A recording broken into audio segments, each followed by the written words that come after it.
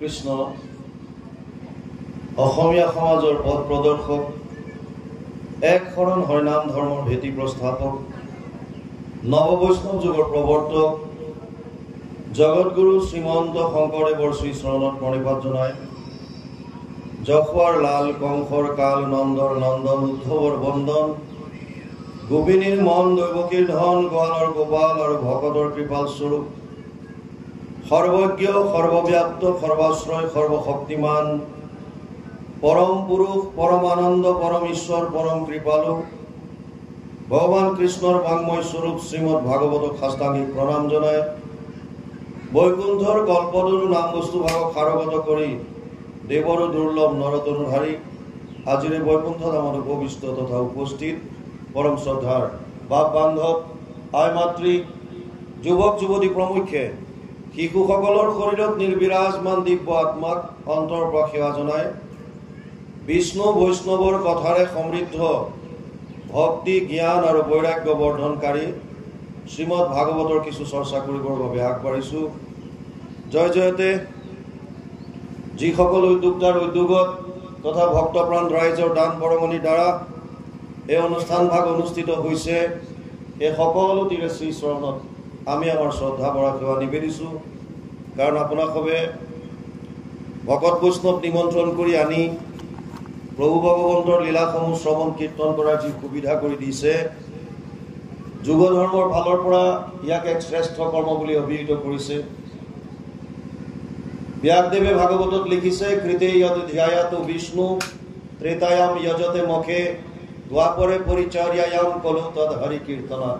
12:3-52 দ্বাদশ স্কন্ধ 3য় অধ্যায় 52 নম্বৰ শ্লোক অনুবাদ কৰিছে মহাপুৰুষ মাধৱদেৱে। তেওঁৰ অনবদ্য গ্ৰন্থ নামঘোষা, যুগ ধৰ্ম নিৰ্ণয় 399 পদযোগাত মহাপুৰুষে লিখিছে, সত্য যুগে ধ্যান, ত্ৰেতা যুগে যজ্ঞ, দ্বাপৰ যুগত পূজা, কলিত হৰিৰ কীৰ্তন বিনাই আৰু নাহিকে দুজা।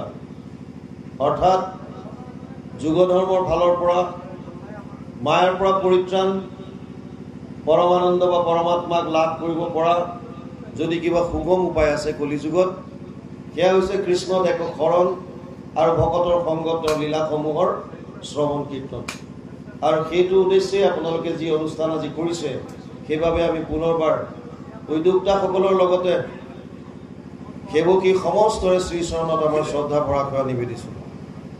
বৰ সুন্দৰ আজি এটা অধ্যায় ওলাইছে, দ্বাদশ স্কন্ধ ধৰণী গীতা। দ্বাদশ স্কন্ধ লক্ষণ হিচাপে হৈছে আশ্ৰয়। ভাগৱতত 10টা লক্ষণ আছে। অত্ৰ স্বৰ্গ বিসৰ্গ স্থানম পোষণম উতয় মনন্তৰ এষ অনুকথা নিৰোধ মুক্তিৰ আশ্ৰয়। 2:10 দ্বিতীয় স্কন্ধ 10ম অধ্যায় 1ম শ্লোক 10টা লক্ষণৰ কথা কৈছে। সৰ্গ আদি সৃষ্টি, বিসৰ্গ ছেকেণ্ডেৰী যিখিনি ব্ৰহ্মা আদি দেৱতাই সৃষ্টি কৰিছে।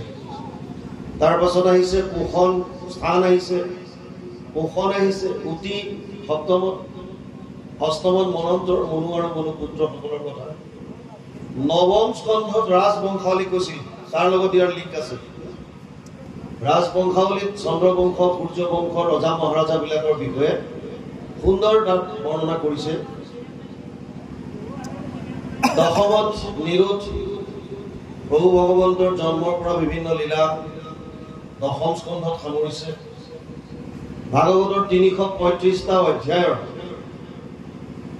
90টা অধ্যায় আছে 10ম স্কন্ধত, আটাইতকৈ ডাঙৰ স্কন্ধ যিটো। একাদশত মুক্তিৰ কথা কৈ, দ্বাদশত আশ্ৰয়ৰ কথা কৈছে। আজি আমি দ্বাদশ স্কন্ধ উলিয়াইছো। ইয়াৰ লক্ষণ হৈছে আশ্ৰয়, আৰু ভাগৱতৰ মূল উদ্দেশ্য হৈছে আশ্ৰয়। দশমৰ্থ বিশুদ্ধ্যাৰ্থম নবানিমিহ লক্ষণম বৰ্ণয়ন্তি মহাত্মান শ্ৰুতেন অৰ্থেন চাঞ্জসা। 2:10-2 দ্বিতীয় স্কন্ধ 10ম অধ্যায় 2 নম্বৰ শ্লোক। মূল উদ্দেশ্য এটাই, আশ্ৰয় ক'ত ল'ম। আজি আমাৰ সমাজত প্ৰায় মানুহক দেখা যায় বিভ্ৰান্তিত ভুগি আছে, আশ্ৰয় ক'ত ল'ম, শৰণ ক'ত ল'ম। কেতিয়াবা যদি কোনোবা এজন দেৱতাৰ ওচৰত গৈছে, যদি মনোবাঞ্ছিত ফল পূৰণ হ'ল, কিছুদিনৰ কাৰণে সেইফালে থাকিম। আৰু যদি কেনেবাকে নহল আকৌ তাৰ পৰা আহি বেলেগৰ ওচৰত গ'ল। নিজৰ কামনা বাসনাৰ লগত দেৱ দেৱতা চইচ কৰা হৈছে। শাস্ত্ৰৰ ওচৰত আমি চপা নাই। আৰু যিসকলে শাস্ত্ৰৰ জ্ঞানখিনি তেওঁলোকক ক'বলৈও বিচাৰিছে, তেওঁলোকে হয়তো জানি কিছুমান আহিব বিচৰা নাই, আৰু বহুতে কোৱাৰ পাছতো এই কথাখিনিত গুৰুত্ব দিয়া নাই। শাস্ত্ৰবিধি উলংঘা কৰি কেৱল কামনাৰ কাৰণে যদি কৰ্ম কৰে, ই লাগিলে ধৰ্মৰ নামত যিয়ে নকৰক কিয়। ये शास्त्रविधि उत्सृज्य वर्तते कामकारत न स सिद्धिम अवाप्नोति न सुखम न परम गतिम। ষষ্ঠদশ অধ্যায় 23 নম্বৰ শ্লোক। অৰ্জুনক কৈছে, হে অৰ্জুন, যদি শাস্ত্ৰবিধি উলংঘা কৰি কেৱল কামনা বাসনাৰ কাৰণে বিভিন্ন ধৰণৰ কৰ্ম যদি আচৰণ কোনোবাই কৰে, তেতিয়াহ'লে তেওঁ কেতিয়াও সিদ্ধি লাভ কৰিব নোৱাৰে। নাম্বাৰ 1, ন চ সিদ্ধিম অৱাপ্নতি না সুখম, কোনোদিন সুখ পাব নোৱাৰে, না পৰম গতি, পৰম গতি লাভ কৰিব নোৱাৰে। গতিকে আল্টিমেটলি যিটো মনুষ্য জীৱনৰ মূল উদ্দেশ্য আছিল, মায়াৰ পৰা নিবৃত্তি আৰু পৰম আনন্দ প্ৰাপ্তি, এই দুইটা বস্তু অসম্ভৱ যদি শাস্ত্ৰবিধি আমি উলংঘা কৰোঁ। সেইকাৰণে আমি শাস্ত্ৰ শ্ৰৱণ কৰিব লাগে। যিকোনো প্ৰকাৰে হওক, এনেকৈ অনুষ্ঠানত কেৱল এটা এডভাৰটাইজ সম্ভৱ। আমি যিকোনো এটা খণ্ড অকণমান আগবঢ়াই আপোনালোকক জাষ্ট এটা আইডিয়া দিব পাৰোঁ যে শাস্ত্ৰত এনেকুৱাকৈ কৈছে, কিন্তু তাৰ পিছৰখিনি আপোনালোকৰ নিজৰ নিজৰ কথা অধ্যয়ন কৰিব লাগিব। 2-4জন মিলি স্বাধ্যায় নিজে হওক, শাস্ত্ৰৰ লগত সংগতি ৰাখি শাস্ত্ৰৰ অলপমান অধ্যয়ন কৰাৰ অভ্যাস আমি গঢ়ি তুলিব লাগিব, যদি আমি নিজৰ জীৱনটো সফল কৰিব বিচাৰিছোঁ। নৱম স্কন্ধত বিভিন্ন ৰাজবংশাৱলী কথা কোৱাৰ পাছত ইয়াত আহি শুকদেৱে পৰীক্ষিতক কৈছে, শুক নিগদতি আবে শুনিও নিৰ্মতি, অহম্মমী ৰাজাসৱ জীৱত দুৰ্মতি, ধনজন গৰ্ভত নমানে পিতা মাতা, কহুৱাবে নিপতি শুনিও ভূমি গীতা। ভাগৱত আৰম্ভ হৈছে নৈমিষাৰণ্যত। 28,000 ঋষিৰ আগত সুত মুনিয়ে কৈছে। সৌনকৰ প্ৰশ্ন আছিল, তত্ৰ তত্ৰ অঞ্জসা আয়ুষ্মান ভৱতায় অদ্বিনিশ্চিতম পুংসাম একান্তত শ্ৰেয় তৎ ন সঞ্চিতুম আৰ্হসি। কলিযুগৰ মানুহৰ কাৰণে আটাইতকৈ কল্যাণকাৰক কৰ্ম কি, সেইটো মোক কোৱা। আৰু তেতিয়া সুত মুনিয়ে ক্লিয়াৰ কৰি দিছে, যদি সবেই পুংসাম পৰো ধৰ্ম यद भक्तिर भोक्षजे अहेतु की अप्रतिहत येन आत्मा सब प्रसिद्धति। 1-2-6 प्रथम स्कंध द्वितीय अध्याय 6 নম্বৰ শ্লোকত ক্লিয়াৰ কৰি দিলে, কলিযুগৰ মানুহৰ মূল ধৰ্ম কল্যাণকাৰক মাৰ্গ এটাই, সেইটো হৈছে কৃষ্ণৰ ভক্তি। শৰ্ত দুটা দিলে খালি লগত, এটা হলে অহেতুকি মানে নিষ্কাম ভাৱে, আৰু এটা কৈছে অপ্ৰতিহত মানে নিৰন্তৰ ভাৱে। কৃষ্ণক ভক্তি কৰিব দিছে কেনেকৈ, নিষ্কাম ভাৱে আৰু কণ্টিনিউ নিৰন্তৰ, এই দুটা শৰ্ত। আৰু সুত মুনিয়ে যিখিনি কথোপকথন শুকদেৱে পৰীক্ষিতক ভাগৱত শুনাইছিল, সেইখিনি কথা কৈছে। আমি সকলোৱে জানো পৰীক্ষিতক শাপ দিছিল শৃংগী মুনিয়ে, সপ্তম দিৱসত তোক দক্ষকে দংশ, বিষবনি লাগি তোৰ শৰীৰ ভস্ম হওক, এই এটা শাপ। আৰু সেই শাপটোৰ কাৰণেই পৰীক্ষিতে নিজৰ ৰাজ্য এৰি থৈ গংগাৰ পাৰলৈ গতি কৰিছিল। এজন মহাৰাজ যেতিয়া ৰাজ্যভাৰ সকলো ত্যাগ কৰি গংগাৰ পাৰলৈ আহিছে, 7 দিনৰ দিনা মৃত্যু হ'ব বুলি গোটেই খবৰ চৌদিশে যেতিয়া ওলাই গ'ল, বিভিন্ন ঋষি মুনি আহি তেওঁক আৱৰি ধৰি বহিলে। পৰীক্ষিতক কৈছিল, তুমি চিন্তা নকৰিবা, আমাৰ ইমান শক্তি আছে যে তক্ষকে তোমাক দংশন কৰিব নোৱাৰে। পৰীক্ষিতে কৈছিল, মোক সেইটোৰ পৰা বচোৱাৰ কোনো প্ৰয়োজন নাই, মই নিজে ওলাই আহিছো আৰু ঋষি শাপ ভংগ কৰিব নালাগে। কেৱল মোক তোমালোকে এটা কথা কোৱা, মৃত্যুমুখী মানুহে কি কৰা উচিত। যাৰ যেনেকুৱা মতি ঋষিমুনিসকলে তেনেকুৱাই ব্যাখ্যা কৰিলে। সেইকাৰণে আমাৰো সমাজত কিছুমান কথাত মিল নাথাকে। যাৰ যেনেকুৱা ভাৱ আমি তেনেকৈ সমাজখন গঢ় দিব বিচাৰোঁ। সাত্বিক মনৰ মানুহজনে সাত্বিক বিচাৰধাৰা তেওঁ ব্যক্ত কৰিব। যদি ৰাজসিক মনৰ মানুহ হ'ল তেতিয়াহ'লে তেওঁ জাক জমকতাত বেছি গুৰুত্ব দিব। দেখাৱা খালি দেখাৱাবিলাক, এইফালে লাইট লগোৱা, এইফালে অমুক কৰা, এইফালে তমুক কৰা, ইত্যাদি ইত্যাদি। আৰু তামসিক হ'লে অলপমান তামসিক হিংসাজাতীয় কাৰ্যবিলাকত বেছি আগভাগ ল'ব। আল্টিমেটলি যাৰ যেনেকুৱা মতি ঠিক তেনেকুৱা পৰীক্ষিতক উপায় দিলে। কোনোবাই ক'লে যাগ যজ্ঞ পূজা পাতল, কোনোবাই ক'লে যে জপ তপ তীৰ্থ, কোনোবাই ক'লে দান দক্ষিণা ইত্যাদি, কোনোবাই ক'লে ধ্যান ধাৰণা সমাধি। পৰীক্ষিতৰ ভাল লগা নাই, এইটো অসম্ভৱ কলিযুগৰ কাৰণে।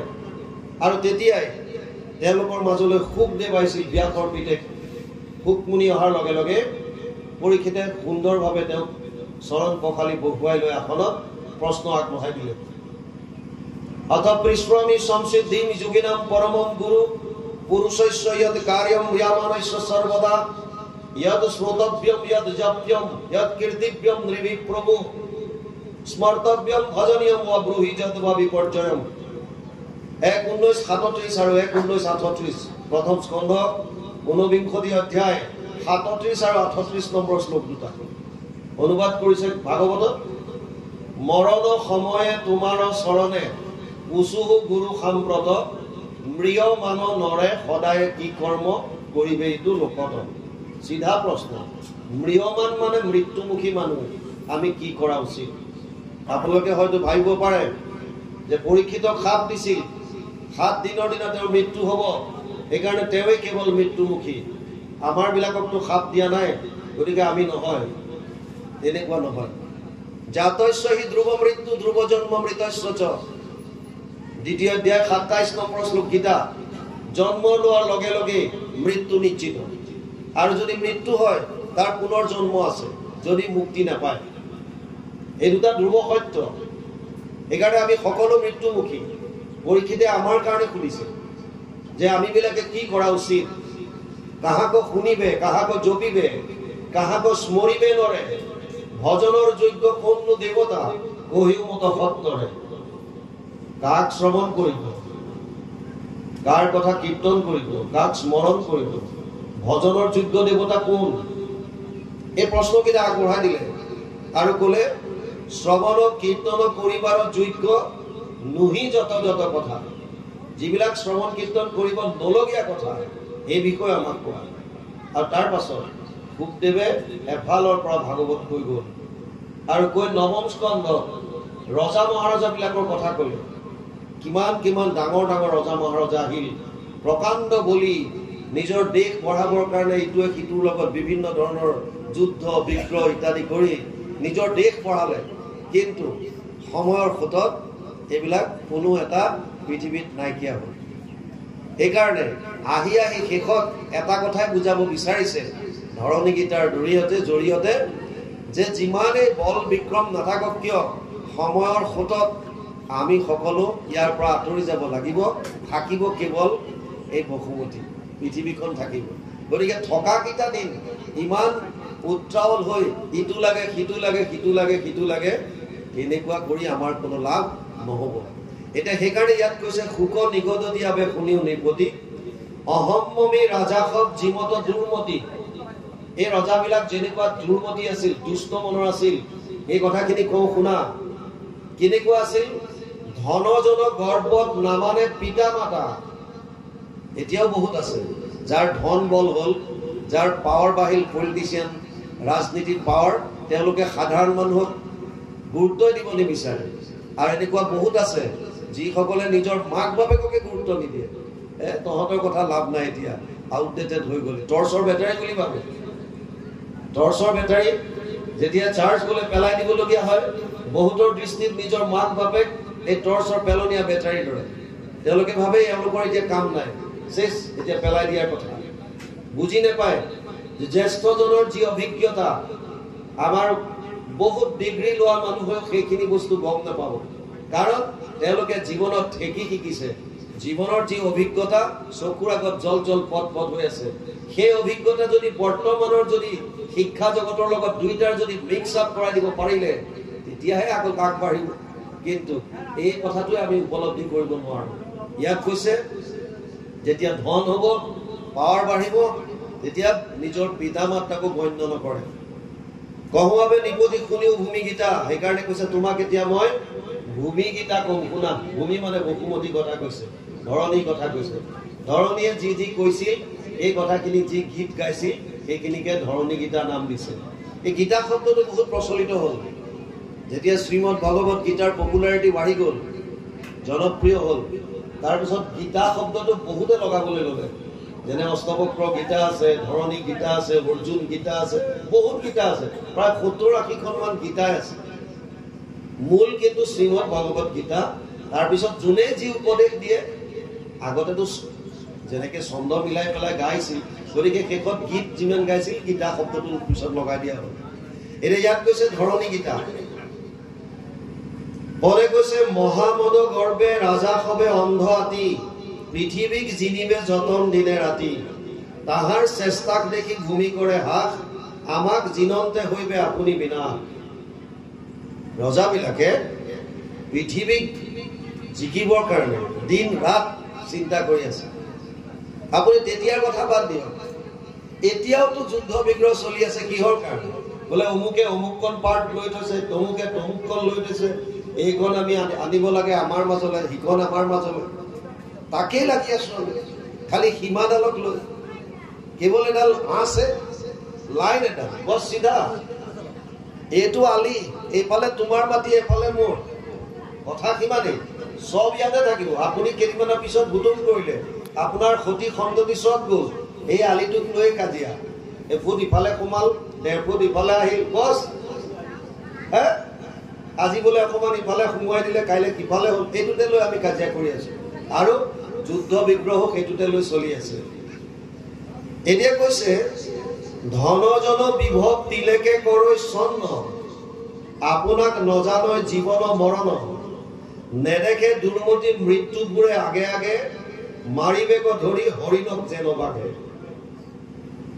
আমাৰ মৃত্যু আমি কৈছে মাতৃ গৰ্ভত থাকোতে 5টা বস্তু ফাইনেল হয় আয়ু কৰ্মম চ বিদ্যম চ বিদ্যা নিধনমেব চ পঞ্চৈতস্য সৃজন্তে গৰ্ভস্থস্য দেহিনাম মাতৃ গৰ্ভত সন্তান থাকোতে 5টা বস্তু ফাইনেল হৈ যায় কৈছে আয়ু আপুনি কিমান দিনৰ কাৰণে চাউল লৈ আহিছে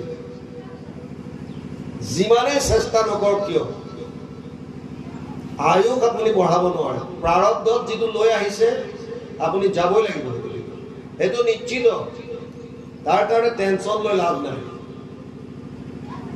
কৰ্ম কেনেকুৱা হ'ব আপোনাৰ দ্বাৰা সেইটো আপোনাৰ নিশ্চিত হৈ আছে বিত্ত টকা পইচা কিমান হ'ব সেইটো আপুনি প্ৰাৰব্ধত লৈ আহিছে বিদ্যা কিমান অৰ্জন কৰিব সেইটো ফাইনেল হৈ আহিছে আৰু নিধন একজেক্টলি মৃত্যু কেতিয়া হ'ব সেইটো লৈ আহিছে প্ৰাৰব্ধ আপোনাৰ ফাইনেল হৈ আছে কিন্তু ভগতৰ লগত এনেকৈ শাস্ত্ৰৰ কথা শুনাৰ পাছত যদি আমি বৰ্তমান অৰ্থাৎ এই ক্ৰিয়ামান বা ভৱিষ্যত কৰ্ম যিটো কয় বৰ্তমান যিটো কৰিছো এইটো যদি আমি শুদ্ধ কৰি ল'ব পাৰিলো তেতিয়াহ'লে আপোনাৰ ভৱিষ্যত জনমটো অতি সুন্দৰ হ'ব আপুনি আজি যিটো ভোগ কৰি আছে এইটো অতীতৰ কৰ্মফল আজি আপোনাৰ হাতত যি আছে আগতে কমোৱা আপুনি সৰুতে ভালকে পঢ়া শুনা কৰিছে আপুনি আগতে কষ্ট কৰিছে খেতি পথাৰ কৰিছে কিবা কৰিছে তাৰ ফলটো আজি আপুনি ভোগ কৰি আছে আৰু আজি যিখিনি কৰিব এইটো আপুনি আকৌ ভৱিষ্যতত ভোগ কৰিব লাগে বুজি পাইছে গতিকে এতিয়াৰ যিটো কৰ্ম এইটো কয় যে ক্ৰিয়ামান কৰ্ম এই ক্ৰিয়ামান কৰ্মটো যদি আমি শুদ্ধ কৰিব পাৰিলো তেতিয়াহ'লে প্ৰাৰব্ধ ভয়ানক হ'লেও আমি নিমিত্ত কৰি পাৰ কৰাই দিব পাৰিম এইটো কিন্তু শাস্ত্ৰত প্ৰাৱধান দিছে বৰ্তমান আপুনি কি কৰিছে এইটো গুৰুত্ব দিবলগীয়া কথা আৰু সেই কাৰণে এই গোটেইখিনি কৈ আছে ইয়াত কৈছে ধনজন বিভৱ তিলেকে কৰৈ চন্ন টকা পইচা যিমান আছে আজি আছে কাইলৈ যায় কাৰণ আপুনি আপোনাৰ দিনত যিমান টকা পইচা ঘটিলে এই টকা পইচাখিনি আপুনি থৈ দিব নোৱাৰে থৈ দিলে কুবেৰৰ ধন বুলি কয় মানে যদি আপুনি আপোনাৰ ধনখিনি সৎ কৰ্মত ব্যৱহাৰ নকৰে কেৱল যদি সাঁচি থৈ দিছে সেইখিনি কুবেৰৰ ধন বুলি কয় ধনৰ গৰাকী দুজন দেখুৱাইছে সেইকাৰণে এজনক লক্ষীক আৰু এজনক কুবেৰক দুজনকে ধনৰ গৰাকী হিচাপে দেখুৱাইছে কুবেৰক সেইজনৰ লগত তুলনা কৰে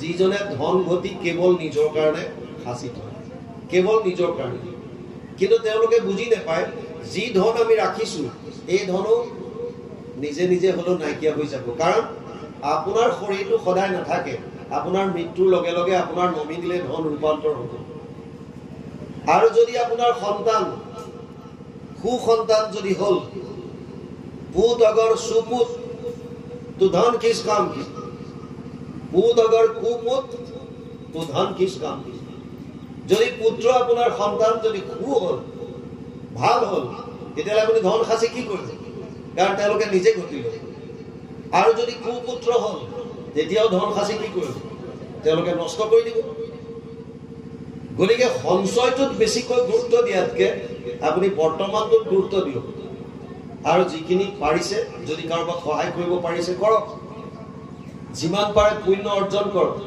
মানুহে ধন ঘটিবৰ কাৰণে পাপ কৰে বৰ ইণ্টাৰেষ্টিং কথা শুনিব ধন ঘটিবৰ কাৰণে পাপ কৰে আৰু মৃত্যুৰ সময়ত ধন ইয়াত পৰি থাকে পাপখিনি লৈ যায় বুজি পাইছে ধন ঘটোতে মানুহে আশা পাশা সতেৰ বদ্ধ কাম ক্ৰোধ পৰায়ণ ইহন্তে কাম ভোগাৰ্থম অন্যায় অৰ্থ সঞ্চয়ান ষষ্ঠদশ অধ্যায় 12 নম্বৰ শ্লোক গীতা অৰ্জুনক কৈছে হে অৰ্জুন মানুহে আশাৰ পাশত বন্দী হৈ অন্যায়ৰ দ্বাৰা কৰাপচনৰ দ্বাৰা ধন সংগ্ৰহ কৰে আৰু সঞ্চয় কৰে আৰু আমি যে টকাবিলাক অন্যায় কৰি ঘটিলো মানে পাপ অৰ্জন কৰিলো আপোনাৰ মৃত্যুৰ সময়ত ধনটো ইয়াতে পৰি থাকিল আপোনাৰ লগত কি যাব এই পাপটো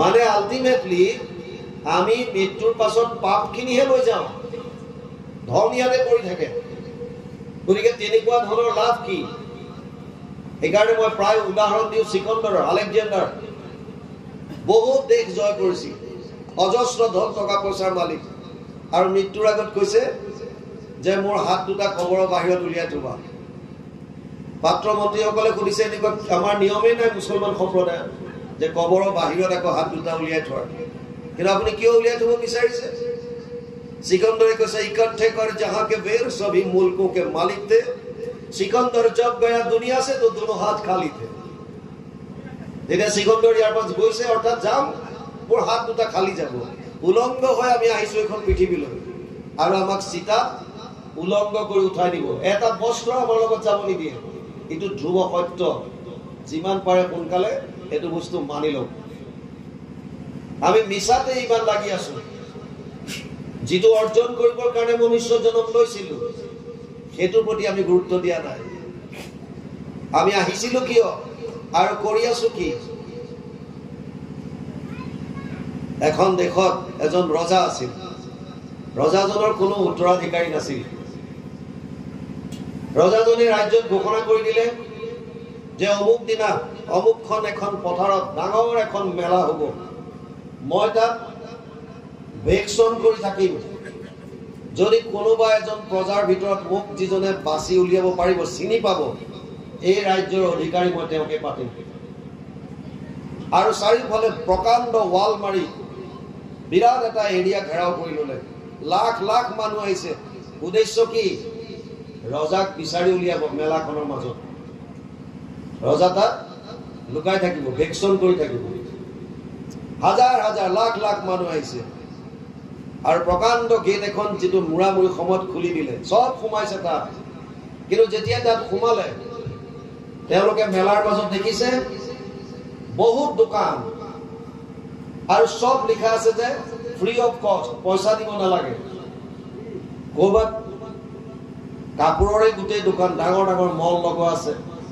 গতিকে আহিছিলে ৰজাক বিচাৰিম বুলি কিন্তু যিসকলে ভাবিলে ধুনীয়া ধুনীয়া কাপোৰ পাইছো বস কাপোৰৰ দোকানত সোমাই কাপোৰ বাছিবলৈ লাগি গ'ল কৰবাত গৈছে দেখিছে বিৰাট গৰু একদম যিসকল খেতিয়ক তেওঁলোকে ভাবিলে বাপ ফ্ৰী অফ কষ্ট পাইছো ৰজাটো পিছৰ কথা গতিকে আমি গৰু বিচৰাত লাগি যাওঁ যাৰ যেনেকুৱা পছন্দ লৈ যাব পাৰে বাইক ৰাখিলে তাত খোৱা বস্তু ৰাখিলে বিভিন্ন বস্তুৰ মেলা আৰু মানুহবিলাক লাখ লাখ মানুহ আহি আসল যেটো উদ্দেশ্য লৈ আহিছিল উদ্দেশ্য কি আছিল ৰজাক বিচৰা, ৰজাক যদি পাই গ'লেহেঁতেন এই গোটেইবিলাকৰ মালিক হ'লেহেঁতেন। কথাটো বুজি লওক, যদি ৰজাক পাই যোৱা হ'লে এই মেলা চেলা ইত্যাদি কৰি গোটেই দেশখনৰে মালিক হ'লেহেঁতেন। কিন্তু ক্ষুদ্ৰ ক্ষুদ্ৰ স্বাৰ্থত লাগি ৰজাৰ কথা পাহৰি গ'ল আৰু বস্তু বিচৰাত লাগি গ'ল। তাৰ মাজত এজন ল'ৰাই প্ৰত্যেকখন দোকানত সোমাইছে, কিন্তু উদ্দেশ্যটো পাহৰা নাই। সোমাইছে চবতে, প্ৰত্যেকখন মেলাৰ প্ৰত্যেকখন দোকানত সোমাইছে, কিন্তু উদ্দেশ্যটো পাহৰা নাই। কিয় আহিছো মই? ৰজাক বিচাৰিবলৈ। যেনেকে হোক ৰজাক বিচাৰি উলিয়াম। গতিকে প্ৰত্যেকখন দোকানত যদিও সোমাইছে, সি তাৰ নিজৰ উদ্দেশ্যটো সি পাহৰা নাই আৰু ঘূৰি ঘূৰি ঘূৰি ঘূৰি ঘূৰি ঘূৰি ঘূৰি শেষত গৈ পেলাই দেখিছে যে এটা মন্দিৰৰ নিচিনা সৰু জেগা এটাত পূজাৰীৰ নিচিনাকে গাত কাপোৰ এখন লৈ এজন মানুহ বহি আছে। আৰু ল'ৰাটোৱে গোটেই মেলাৰ পৰা পাৰ হৈ গৈ গৈ গৈ গৈ সেই সুদূৰত থকা এই মন্দিৰটো গৈ পেলাই দেখিলে যে তাত পূজাৰী এজন বহি আছে আৰু চালেগৈ, চাই পেলাই ক'লে, মহাৰাজ আপোনাক মই চিনি পাইছো। আৰু মহাৰাজে ক'লে, তুমিয়ে মোৰ দেশৰ অধিকাৰী হ'বা। মই যেনেকে ঘোষণা কৰিছিলো সেইমতে মই কাম কৰিলো। অৰ্থাৎ আমিও এইখন সংসাৰলৈ আহিছিলো ভগৱানক বিচাৰি পাম বুলি, যে আমাৰ মূল উদ্দেশ্য আছিল মনুষ্য জীৱনৰ এটাই উদ্দেশ্য আছিল, যেনেকে হোক আমি সাধন কৰিম, ঈশ্বৰ ভক্তি কৰিম আৰু ভগৱান কৃষ্ণক পাম, পৰম আনন্দ লাভ কৰিম। কিন্তু ইয়ালৈ অহাৰ পাছত এই বিভিন্নবিলাক বিষয়ে আমাক আগুৰি ধৰিলে। বিভিন্ন ধৰণৰ বিষয়, খোৱা বোৱা, কাপোৰ কানি, ধন টকা পইচা, ঘৰ দুৱাৰ, গাড়ী ঘোঁৰা ইত্যাদি ইত্যাদি। ইভেন কিছুমানে স্বৰ্গৰ ইচ্ছা কৰিলে, কোনোবাই ব্ৰহ্মলোকৰ ইচ্ছা কৰিলে। আল্টিমেটলি আমাৰ মূল লক্ষ্য পাহৰি গ'ল, মূল লক্ষ্য পাহৰি গ'ল। আৰু সেইটোৱে হৈছে ইয়াত সেইকাৰণে ভূমিয়ে কৈছে যে ধনজন বিভৱ দিলেকে কৰৈ চন্ন, আপোনাক নজানৈ জীৱন মৰণ। আমি নিজকে বুজি পোৱা নাই। মই কোন, ক'ৰ পৰা আহিছো, মোৰ কি কৰ্তব্য, মই কি কৰা উচিত, একোৱে গম পোৱা নাই। কেৱল মাত্ৰ যিটো পাইছো তাতেই মগ্ন হৈ আছো। বাৰিষা নদী এখনত এটা গৰু উটি গৈ আছে, কাউৰী এটা তাত পৰিল আৰু কাউৰীটোৱে ভাবিলে যে বাপৰে বঢ়িয়া, মোৰ খাদ্য পাই গলো। আৰু সি খাদ্য খাই তাত গৰু মাংস আৰু পানী দৰকাৰ হলে পানী খায়। নদীত যে গৰুটো উটি গৈ আছে তাৰ এইবিলাক খবৰ নাই। ই গৈ আছে সি ভাবিছে মই বছ আৰাম পাই গলো, ইয়াত খাই খাই গৈ আছে আৰামত, একো চিন্তা নাই। কিন্তু গৰুটো উটি উটি গৈ গৈ গৈ গৈ সাগৰৰ মাছ পালেগৈ। আৰু যেতিয়া একদম মাছ পাই গ'ল, এতিয়া কাউৰীটোৱে যেতিয়া চাৰিওফালে চাইছে যে কেৱল পানী আৰু পানী, কলে যাম এতিয়া? উপায় নাই। ইমান দিন মস্তি কৰিলে বা কেৱল খাইছো, বছ আনন্দত আছো, খাইছো আনন্দত আছো। কিন্তু এতিয়া যেতিয়া উৰিব বিচাৰিলে দেখিছে কেনিও দিশ দেখা নাই, কোনফালে যাব কি নাই। শেষত গৈ পানীত পৰিল আৰু সাগৰৰ মৎস্যৰে খাই পেলালে, তাক মগৰ মৎস্যে খাই পেলালে, খতম, জীৱন শেষ। আমাৰ গতি তেনেকুৱাই। উদ্দেশ্য কি লৈ আহিছো সেইবিলাক চব পাহৰিলো, ইয়াত মগন হৈ গৈছো, খালি খাও পিও হাইছ কৰ। মহাপুৰুষ মাধৱদেৱে কৈছে, হৰিচৰণে শৰণ লৈলো, মানৱী জনম সফল কৰি।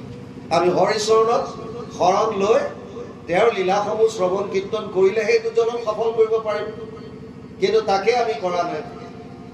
সেইকাৰণে ইয়াত ভূমিয়ে অনুতপ্ত হৈছে। মোৰ বুকুতে আহিছে এইবিলাক ৰজা মহাৰাজা, ইমান অত্যাচাৰী আহি কি কৰিছে চব নাইকিয়া হৈ গুচি গ'ল আৰু বুজি পোৱা নাই। ধনজন বিভৱ তিলেকে কৰৈ চন্ন, আপোনাক নজানৈ জীৱন মৰণ। নেদেখে দুৰ্মতি মৃত্যু ফুৰে আগে আগে, মাৰিবেক ধৰি হৰিণক যেন বাঁধে। আমাৰ মৃত্যু আগে আগে ফুৰে বুলি কৈছে। কাল চিৰহানে হে খাৰা, তো কি ওচৰে নিশ্চিন। আমাৰ মৃত্যু আমি যেতিয়া শোঁ, মূৰৰ শিতানত কাল ৰৈ থাকে বুলি কৈছে। তই নিশ্চিন্ত মনে কেনেকে শুব পাৰিছো? ঈশ্বৰৰ নাম লৈ শোঁ। কোন সময়ত মৃত্যুৱে হেঁচা মাৰি ধৰে কোনেও গম নাপায়, কোনেও নাজানে। কাৰ কেতিয়া মৃত্যু আহিব কোনেও গম নাপায়। বেলেগক লৈ আমি বেছি দুখ কৰোঁ, নীতিৰ কুটুম অগ্ৰম বগ্ৰম, নিজৰ মৰণটো যে আহি আছে গম নাপায়। হৰিণী এজনীয়ে পোৱালীকেইটা লৈ ঘাঁহ খাই খাই গৈ আছে, কোনোবাই দূৰত বাঁহী বজাইছে, বাঁহীৰ সুৰত ইয়াত অতি মগ্ন হৈ গৈছে। এনেকুৱাতে দেখিলে যে এপাত কাঁড় আহি পেলাই এই হৰিণ পোৱালি এটাৰ গাত লাগি ই ধৰফৰাই মৰি গ'ল। মাকজনীয়ে বিৰাট কান্দিছে, কিয় দুখ লাগিছে, পোৱালিটো মৰি গ'ল। কিন্তু পিছৰ পাত শৰ আহি সেই হৰিণীজনীকো গাত লাগিল আৰু হৰিণীজনী মৰি থাকিল। আমি বেলেগক লৈ দুখ কৰি আছো, বেলেগক লৈ শোক কৰি আছো, কিন্তু আমাৰো যে মৃত্যু আহি আছে আমি এই কথাটো চিন্তা কৰা নাই। সেইকাৰণে পৰীক্ষিতে কৈছিল মৃত্যুমুখী মানুহে কি কৰা উচিত। প্ৰশ্নবিলাকৰ কথা লিংক কৰি যাব। মৃত্যুমুখী মানুহে কি কৰা উচিত, মূল প্ৰশ্ন সেইটো। আমি কি কৰিম এতিয়া, আচলতে কেনেকৈ কৰিলে জীৱনটো সফল কৰিব পাৰিম, মূল তত্ত্বটো তাত লুকাই আছে। ইয়াৰ পাছত কৈছে হেন সম দেহ হৈ ক্ষণেকে বিনাশ, ইহাতে কৰিবে লোক সুদৃঢ় বিশ্বাস। ফেনবিলাক যেনেকৈ পানীৰ পৰা ফেন উঠিল খটকতে খটক চেচ নাইকিয়া হৈ, আমাৰ শৰীৰটো তেনেকুৱা, এই আছে এই নাই। কিন্তু মানুহে তথাপিও ইয়াতে বিশ্বাস কৰি আছে যে মই চিৰদিন জীয়াই থাকিম। এই দেহটোকে লৈ আমি এনেকুৱা এটা ভাৱ যে আমি চিৰদিন জীয়াই থাকিম। সেইকাৰণে আমি ভোগবাদত গুৰুত্ব দিছো। ভোগবাদত কেৱল বস্তু লাগে, টকা লাগে, ধন লাগে, পইচা লাগে, ইত্যাদি ইত্যাদি ইত্যাদি। এজন মানুহ ৰজাৰ ওচৰত গ'ল, মোক অকমান মাটি লাগে। ৰজাই ক'লে ঠিক আছে এটা কাম কৰ, এয়াতো গোটেইটো মোৰে, যিমান লাগে তই ল, যিমান দূৰলৈকে দৌৰিব পাৰিবি সূৰ্য অস্তলৈকে সিমানটো তোৰ, কিন্তু চৰ্ত এটাই, তই য'ৰ পৰা যাবি ঘূৰি আহি তাত পাব লাগিব। তই ইয়াৰ পৰা দৌৰ, যিমান মাটি লাগে তই ঘূৰি আহি ইয়াত পাব লাগিব, যিমানখিনি পাবি সিমানখিনি তোৰ। বছ হৈ গ'ল। সি ভাবিছে যাওঁ, আৰু দৌৰিবলৈ আৰম্ভ কৰিলে। বিৰাট দৌৰিছে, চাই আছে বেলিলে, ভাবিছে আৰু অকমান যাওঁ, আৰু অকমান যাওঁ, আৰু অকমান যাওঁ, আৰু গৈ গৈ গৈ গৈ এনেকুৱা এটা সময় পালে গৈ যে ভাবিছে এতিয়া মই আকৌ ঘূৰি গৈতো জেগা নেপাম। গতিকে আৰু যেতিয়া প্ৰাণ তাকি যেতিয়া দৌৰিছে আধা বাটত পৰি পেলাই খতম, জেগা নেপালে। কিন্তু যদি সন্তুষ্ট হলহেঁতেন যে মোক কিমান দৰকাৰ, মই ইমানখিনি গৈ পেলাই যিখিনি দৰকাৰ তাতে মই ঘূৰি আহো, বছ হৈ গ'ল কাম। এই সন্তুষ্টিটো আমাৰ নাই। হয় ধন গজ ধন বাজ ধন और रतन धन खान, जब मिल जाए संतुष्ट धन सब धन धूल समान। হয় ধন, আগৰ ৰজা মহাৰজা বিলাকে ঘোঁৰা ৰাখে, ধুনীয়া ধুনীয়া ঘোঁৰা, ঘোঁৰাত উঠি যাব, হাতীত উঠি যাব। হাতীত এটা নিজৰ তেওঁলোকৰ, এতিয়াও আমাৰতো শোভাযাত্ৰা বিলাকত হাতী কিয় দিয়ে, হাতীৰ এটা বিশেষত্ব আছে যে ঐশ্বৰ্যশালী বিৰাট মানে প্ৰতীকী দেখুৱাবৰ কাৰণে হাতীটো ব্যৱহাৰ কৰে। আগৰ গণ্যমান্য ব্যক্তিসকলে তেনেকে হাতী ৰাখে।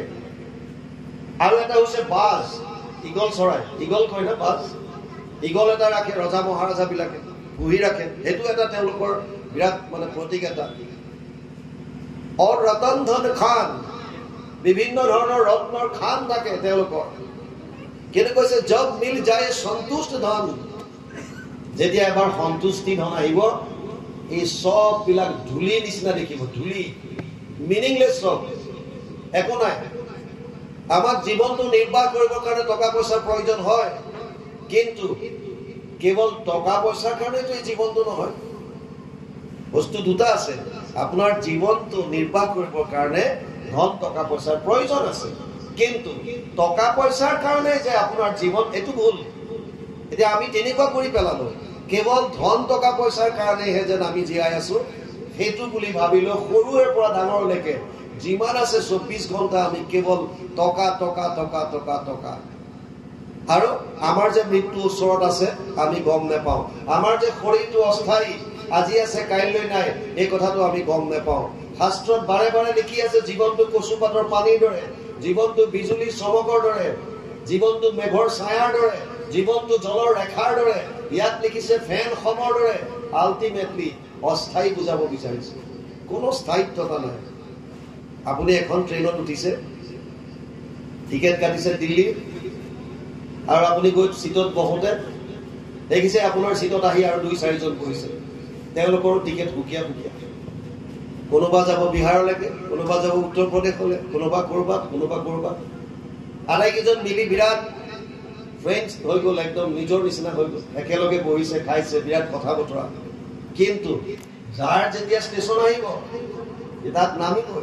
আপুনি যিমানে হাতে ভৰিয়ে ধৰক ৰক্ষা নাই, হাতে ভৰিয়ে ধৰিলেও ৰক্ষা নাই। যাৰ যেতিয়া ষ্টেচন আহিব তাত সেইজন নামিবই। আৰু যদি নানামেও তেতিয়া গতিয়াই উল্টমাই দিব, নামিবই লাগিব বাউন। এইটোৱে সত্য। এই তত্ত্বটো এবাৰ আমি বুজি ল'লে হ'ল, বাকী একো নাই। আপুনি বস্তু চব ব্যৱহাৰ কৰক, কিন্তু আসক্ত নহওক। বস্তু ব্যৱহাৰ কৰাত একো আপত্তি নাই। ধন টকা পইচা পুত্ৰ পৰিবাৰ ঘৰ দুৱাৰ চব লওক, চব বনাওক, কোনো মানা কৰা নাই, কিন্তু আসক্তি নহ'ব যে এইটোৱে মোৰ শেষ সিদ্ধান্ত, এইটোৱে মোৰ লক্ষ্য শেষ। এইটো ভুল। ব্যৱহাৰ কৰক, বস্তুক ব্যৱহাৰ কৰক। ইয়াত কৈছে মুক জিনৈ শৰীৰৰ সুখক আশায় ব্যৰ্থ হৈ আশা আপুনিও নাশ যায়। মোক কিয় জিনে? শৰীৰৰ সুখক আশায়। ধন টকা পইচা ঘৰ দুৱাৰ সম্পত্তি মাটি বাৰী কিয় লাগে? যে মোৰ বিভৱ হ'ব, বৈভৱ হ'ব, মোৰ শৰীৰটো মই আৰামত ৰাখিব পাৰিম, কমফৰ্ট কৰিম। ধন টকা পইচা কেলে লাগে? শৰীৰটোক আৰামত ৰাখিবৰ কাৰণে। মই ঘৰ বনাম, মই দুৱাৰ বনাম, মই গাড়ী ল'ম, মই অমুক ল'ম, এচি লগাম, কিবা কৰিম। কিয়? শৰীৰটোক আৰামত ৰাখিবৰ কাৰণে। শৰীৰক খালি কেৱল শৰীৰৰ সুখৰ কাৰণে। আৰু শৰীৰটো হৈছে অস্থায়ী, আজি আছে কাইলৈ নাই, খতম। আমি চাই থাকোঁতে শৰীৰটো কিমান সলনি হ'ল। আপোনাৰ যিটো শৰীৰ বা মোৰ শৰীৰ, আমি সৰু অৱস্থাত আছিলোঁ। আজি আপুনি চাওক, আপোনাক যিজনে কেৱল সৰুত দেখিছিল, সৰু অৱস্থাত দেখিছিল, আৰু আপোনাক আজি 30 বছৰ 40 বছৰৰ পাছত দেখিছে, আপোনাক চিনি নাপাব, কাৰণ আপুনি সেইজন হৈ থকা নাই। যদিও আমি মই কৈ আছো, মই যদিও কৈ আছো, মই সেইজন হৈ থকা নাই। আজি সলনি হৈ গ'ল মোৰ। এই শৰীৰৰ অৱয়ব, সেই আকৃতি আজি মোৰ নাই। নিত্য প্ৰলয় বুলি কৈছে। নদীৰ যদেক জল যেন যায় বহি, তথাপি আগতে দেখে নদী আছে ৰহি। সেই মতে ব্ৰহ্মা আদি কৰি যত তৃণ, সবাৰো শৰীৰ ক্ষণে ক্ষণে হৈ ভিন্ন। পৰম অৰ্থক্য কাল ঈশ্বৰৰ গতি, এইটো প্ৰলয় নিত্য জানিবা নিৰ্বতী। এইটোৱে হৈছে নিত্য প্ৰলয়। প্ৰতিটো মুহূৰ্ত আমি সলনি হৈ আছো, প্ৰতিটো মুহূৰ্ত। কিন্তু এই যিটো আত্মা, আমি একে আছো কাৰণে মই কৈ আছো। আচলতে শৰীৰটো আমি আগৰটো আজি নাই, চেঞ্জ হৈ গ'লে কেতিয়াবাই খতম। হৰমনবিলাক চেঞ্জ হৈ থাকে। সেইকাৰণে ইয়াত ধৰণীয়ে কৈছে, মোক জিনৈ শৰীৰৰ সুখক আশায় ব্যৰ্থ হৈ আশা আপুনিও নাশ যায়। মোক পাবৰ কাৰণে, শৰীৰৰ সুখৰ কাৰণে বিৰাট আশা কৰিছে, কিন্তু এইবিলাক আশা চব ব্যৰ্থ হৈ যায়, মোক নেপায়। তাৰ বিপৰীতে কি হয়? নিজে নাশ হৈ গুচি যায়, খতম। চব নিজে নাশ হয়। ইয়ালৈকে কৈছে, তাৰপিছত কি আহে চাওঁ। কৃষ্ণ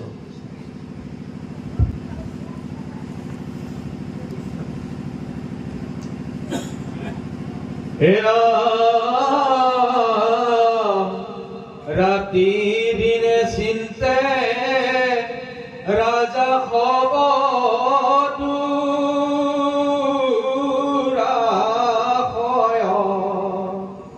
কেনমতে সমস্তে পৃথিৱী মোৰ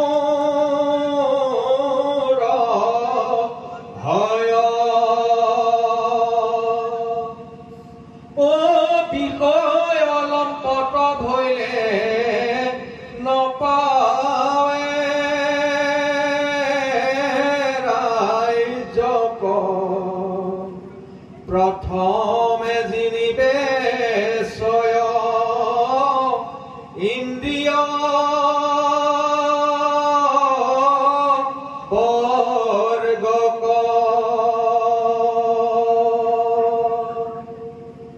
ৰাজমন্ত্ৰী সবক কৰিবে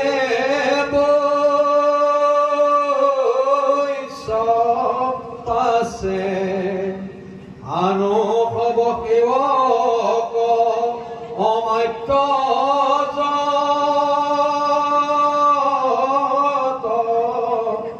আছে। গজবাজি প্ৰজা বৈশ্য কৰিল লক্ষ্য, জিনিবে পাছত যত আশ্ৰয় বিপক্ষ।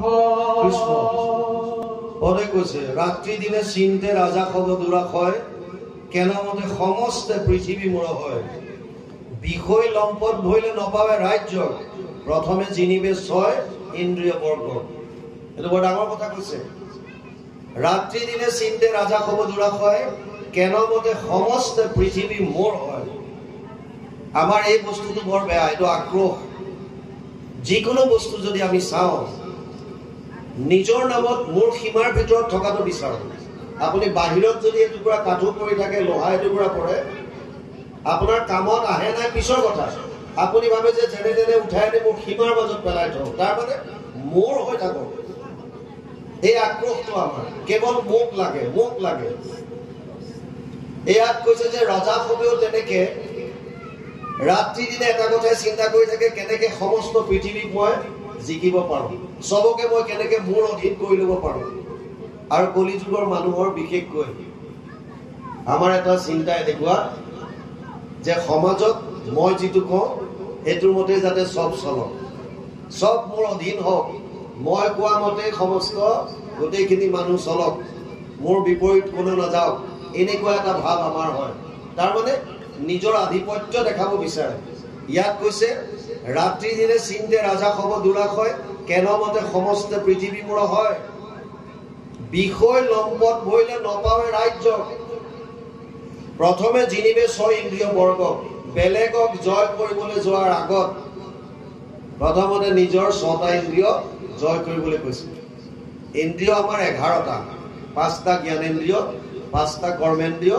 মনসমে একাদশ এই 11টা ইন্দ্ৰিয়ৰ কথা শাস্ত্ৰত পোৱা যায় ইয়াত 6 ইন্দ্ৰিয় বুলি কৈছে মানে 5টা জ্ঞানেন্দ্ৰিয় আৰু মন শ্ৰোত্ৰ নেত্ৰ জিহ্বা ঘ্ৰাণ আৰু মন এই 6টা ইন্দ্ৰিয়ক জয় কৰাৰ কথা কৈছে এটা 6টা ইন্দ্ৰিয়ৰ ভিতৰত এই 5টা ইন্দ্ৰিয় একো কাৰ অধীনত থাকে মনৰ অধীনত ইন্দ্ৰিয়ানি পৰাই নিয়াহুৰ ইন্দ্ৰিয়েভ্য পৰম মন মনসস্তু পৰ বুদ্ধি যে বুদ্ধে পৰসস্তু স দ্বিতীয় অধ্যায় 42 নম্বৰ শ্লোক গীতা অৰ্জুনক কৈছে হে অৰ্জুন শৰীৰতকৈ বলৱান হৈছে ইন্দ্ৰিয়সমূহ ইন্দ্ৰিয়ৰ ওপৰত আছে মন মনৰ ওপৰত আছে বুদ্ধি বুদ্ধিৰ ওপৰত আছে আত্মা গতিকে আলটিমেটলি ইন্দ্ৰিয়ক জয় কৰিবলৈ জ্ঞানেন্দ্ৰিয়ক জয় কৰিবলৈ প্ৰথমতে কাক জয় কৰিব লাগিব মন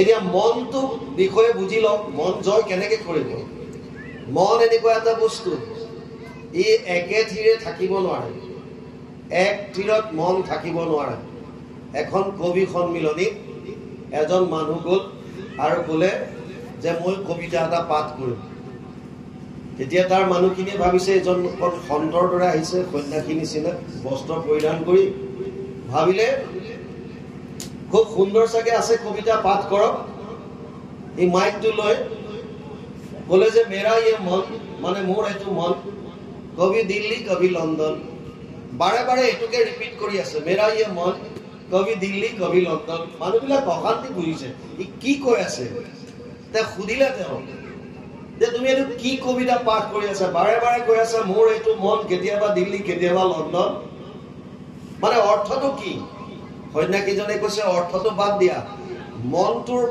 ইয়াৰ ভাৱটো বুজা ই এইমাত্ৰ দিল্লীত আছে এইমাত্ৰ লণ্ডন পাই যাব পাৰে ইয়াৰ গতিটো চোৱা কেনেকুৱা আমাৰ তেনেকুৱা মন এই মুহূৰ্ত ইয়াত আছে এই মুহূৰ্ত মন ইয়াৰ পৰা ক'ৰবালৈ গুচি গ'ল গপককে মন ক'লে যায় কোনো গম নাপায় মনৰ ভিতৰলৈ মই সদায় কওঁ মনলৈ ভাৱ আহে প্ৰায় 1200ৰ পৰা 60,000টা ভাৱ এদিনত 24 ঘণ্টা 1200ৰ পৰা 60,000টা ভাৱ আমাৰ মনলৈ আহে আৰু মনটোক আপুনি কেনেকৈ কণ্ট্ৰোল কৰিব উপায় নাই মনক কণ্ট্ৰোল কৰা মন ই এজেগাত ৰৈ নাথাকে ইফালে যাব সিফালে যাব সিফালে যাব সিফালে যাব এজন মানুহ জংঘলত গৈছিল জংঘলত যাওঁতে এটা জিন লগ পালে জিন যিটোৱে আদেশ দিলে যিকোনো কাম কৰিব পাৰে যাৰ অধীনত থাকে আৰু জিনটোৱে আহি পেলাই মানুহজনক ক'লে আকা মোক তোমাৰ অধীন কৰি লোৱা তোমাৰ যিমান কৰ্ম আছে সব মই কৰি দিম কিন্তু মোৰ এটা চৰ্ত আছে বোলে কোৱা কি